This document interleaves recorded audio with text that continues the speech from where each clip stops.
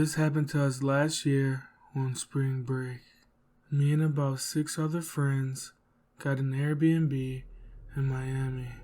It was our senior year in high school, and we just wanted to do something together for one last time. So we all decided to come together and put money up to get this Airbnb. It was about $200 a night. That was the first red flag. It was a huge mansion with 5 bedrooms, a pool, also a hot tub, and many more things. That just doesn't seem right for that cheap of a price. All my friends were like, "Who cares? We got a good deal." And I said, "Are you sure it's a good deal?"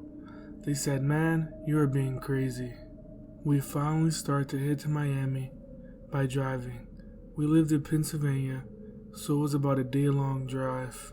Before we even arrived at that sketchy house in Miami, scary stuff already started to happen.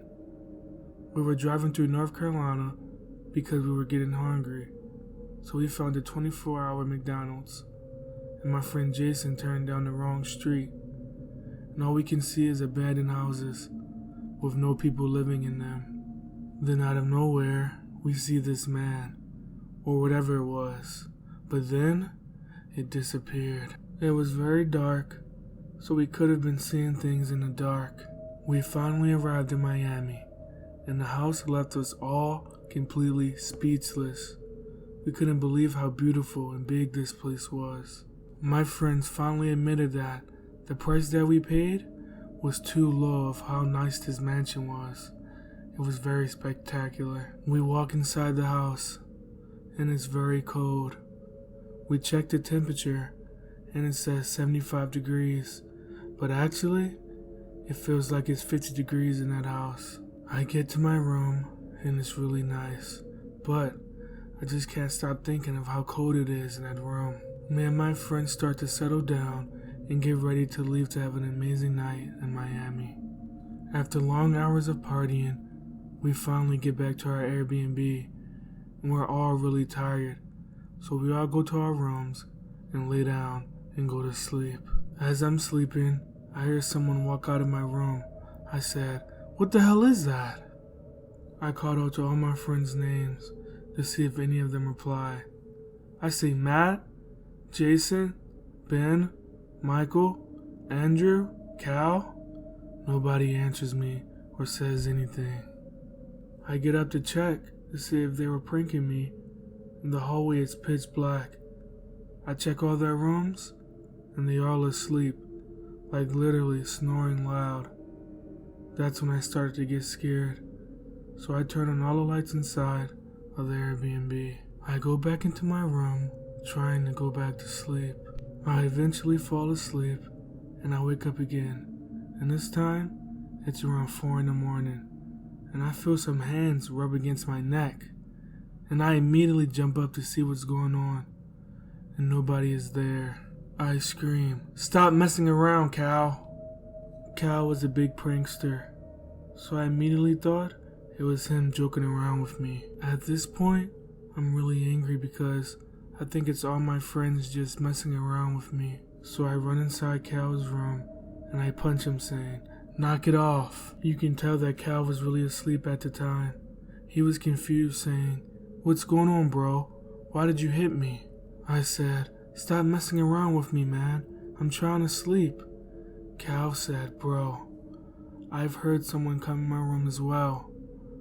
We both stared at each other with the most frightening look on our face. I decided to sleep in Cal's room that night. None of our friends know what's going on at this point. We finally make it to morning, and I ask all my friends, "Did you guys hear any weird noises last night?" At first, they all tried to ignore me, but sooner or later, they finally answered. Jason said he kept hearing cabinets open, but he tried to sleep through it. Ben heard like this scratching sound on the walls over and over and over again, but he just ignored it because he thought it was an animal. Michael also heard the scratching, but he ignored it as well. Andrew, on the other hand, didn't hear anything, or is that what he's just telling us? Andrew was a skeptical in the group, or I could say non-believer. He didn't believe in ghosts at all. Actually, Every time we would bring it up, he would downplay it like he doesn't know what we're talking about. Fast forward to our last night in the house. That night was one of the scariest nights of my life. We just get back from the party, and it's like 3 a.m. As soon as I close my eyes to go to sleep, I feel someone breathe on me, and the feeling was so eerie and uncomfortable. I'm laying in bed, really scared. Then with my own eyes, I see a shadow figure walk off the room, and I run as quick as I can to the door to shut it. About 1 hour later, I'm starting to fall asleep again, and I wake up to the sound of my door opening. In that very moment, I scream as loud as I can. Andrew rushes to the room saying, "What's going on?" I said, "Someone just opened my door." Andrew just looks at me and laughs. I say, "Man, that isn't funny. Stop laughing." One thing that I can say is that I'm going to always go off my gut. I knew something was going to be wrong with this Airbnb. I called the owner of the Airbnb and asked him, did he know if the house was haunted or not? He actually says, "It's haunted alright. I don't even live here. I just use it for Airbnb." I got angry at him saying, "Why didn't you disclose that to us? That would have been nice to know." He said, "What do you expect? It was $200, in a very rude tone. We all left him a bad review, and we got our money back.